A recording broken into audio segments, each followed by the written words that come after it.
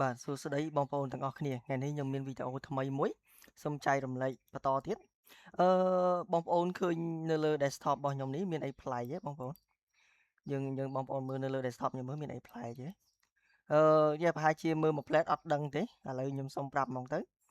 នៅលើ desktop នេះគឺអត់មានបាទបានន័យថានៅលើ desktop របស់ខ្ញុំនេះគឺអត់មាន icon my computer ឬមួយក៏ disk PC ឬមួយក៏ icon របស់ធុងសំរាមហើយនិង icon អីផ្សេងទៀតដែលបងប្អូនខ្លះភាគច្រើនគាត់ឈូសកុំព្យូទ័រខ្លួនឯងថ្មីថ្មោងអីយ៉ាងកាអត់ឃើញអត់នឹងទៅរកនៅណាពេលខ្លះទៀតគាត់ចុច search អញ្ចេះមកគាត់ search អញ្ចឹងទៅមកនេះ disk PC ខ្ញុំចុចទៅនេះត្មងទៅខ្ញុំមកនេះហ្មងទៅហើយនេះពេលឆាគាត់លេងមកក្បាច់គាត់ send អីទាញ shortcut គាត់ទាញ shortcut ចេះហ្នឹងគាត់ទាញ shortcut ចឹងហ្មងព្រោះសារដឹងទៅរកនៅណាអញ្ចឹងណាអូខេអញ្ចឹងនៅក្នុងវីដេអូនេះខ្ញុំនឹងបង្ហាញពីរបៀបតែយើងទៅដាក់ icon ទាំងអស់ហ្នឹងមកវិញដោយភាគច្រើនបើនៅលើ Windows 11ដូចជាលែងជាបញ្ហាហើយ Windows 10នៅមានមួយពេលដែលយើងឈូសកុំព្យូទ័រថ្មីហើយណាបងប្អូនប៉ុន្តែដល់ពេលនៅលើ Windows 8.1ក៏ដូចជា Windows 7នេះដូចជាឲ្យតែពេលឈូសហើយដូចជាអត់មានទេតតែចូលទៅ add អញ្ចឹងតោះយើងចូលទៅធ្វើហ្មងទៅ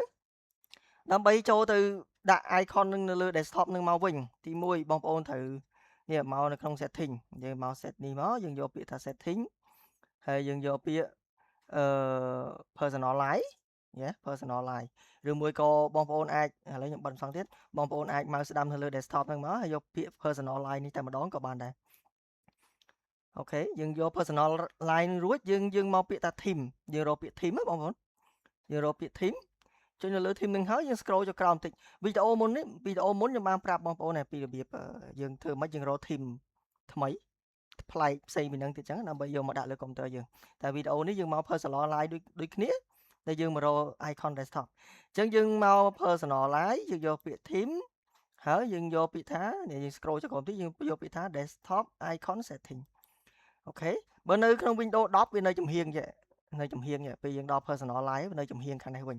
នៅចំហៀងខាងហ្នឹងវិញណាអូខេអញ្ចឹងបងប្អូនឃើញនេះអត់តមាន tick ទេហើយមាន5នេះមាន5ហ្នឹងឯងអញ្ចឹងខ្ញុំដាក់ computer ដាក់ recycle bin និង control panel មកវិញហើយខ្ញុំចុចពាក្យថា apply អូខេហើយយកពាក្យអូខេខ្ញុំចុចបិទយ៉ាអញ្ចឹងវាត្រឡប់មកវិញហើយបងប្អូនឃើញទេវាត្រឡប់មកវិញណា